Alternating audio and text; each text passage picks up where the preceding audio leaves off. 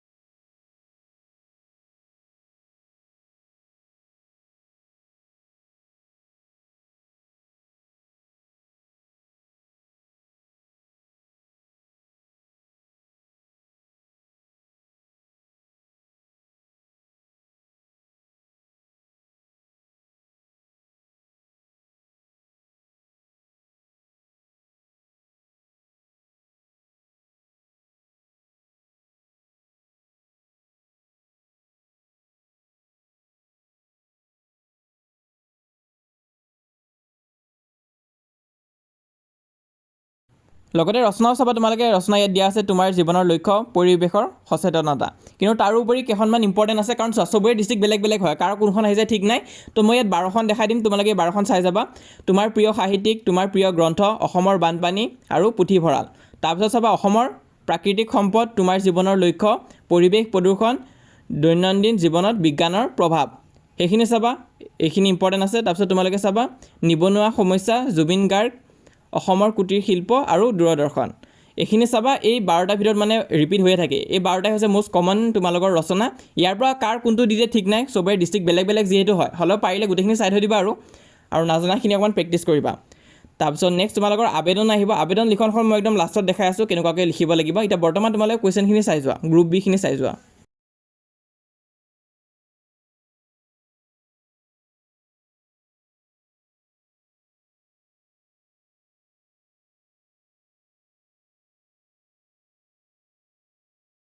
তো ইয়াতে তিনিটা আবেদন লিখন মই দি আছোঁ এইটো হৈছে কুৱেশ্যন নম্বৰ 1 2 তাৰপিছত 2 আছে আৰু 3 আছে তোমালোকে গোটেই তিনিটা ফৰ্মেট যদি প্ৰেক্টিছ কৰি যোৱা তেনেহ'লে নিশ্চয় পাৰিবাই তো এইখিনি চাই যোৱা আৰু যদি ভয় লাগি আছে যে ফেইল হ'বা তেনেহ'লে কোনো পধ্যে ফেইল নোহোৱা আজি যোনখিনি আমি দেখাই গ'লোঁ সেইখিনি ভালকৈ প্ৰেক্টিছ কৰা আৰু আমাৰ চেনেলটো যদি তোমালোকে ছাবস্ক্ৰাইব কৰা নাই ছাবস্ক্ৰাইব কৰি ল'বা কমেণ্ট কৰিবা লাইক কৰিবা যিমান পাৰা আৰু নেক্সট কোনটো ছাবজেক্টৰ কাৰণে লাগে কমেণ্ট কৰি জনাবা মই দিব চেষ্টা কৰিম এতিয়া এইখিনি হৈছে ফৰ্মেটটো যদি শুদ্ধকৈ লিখিব পাৰা তেনেহ'লে নম্বৰ পাবাই তো চাই যোৱা পেপাৰখন মানে এতিয়া কুৱেশ্যনখিনি আমি দেখা যাম এইটো 1 নম্বৰ হয় তাৰপিছত 2 নম্বৰটো আহিব আৰু 3 নম্বৰ আহিব তাৰপিছত ভিডিঅ'টো শেষ হৈ যাব তো তোমালোকে এইখিনি চাই লোৱা আৰু হোৱাটছএপত জইন কৰি থৈ দিবা তাত তোমালোকে ফটো আদি লিংক আদি পাই থাকিবা হোৱাটছএপৰ পিন কমেণ্টত মই লিংকটো দি দিছোঁ তোমালোকে ক্লিক কৰা পেজটো অ'পেন হ'ব পেজটো ফ'ল' কৰি ল'বা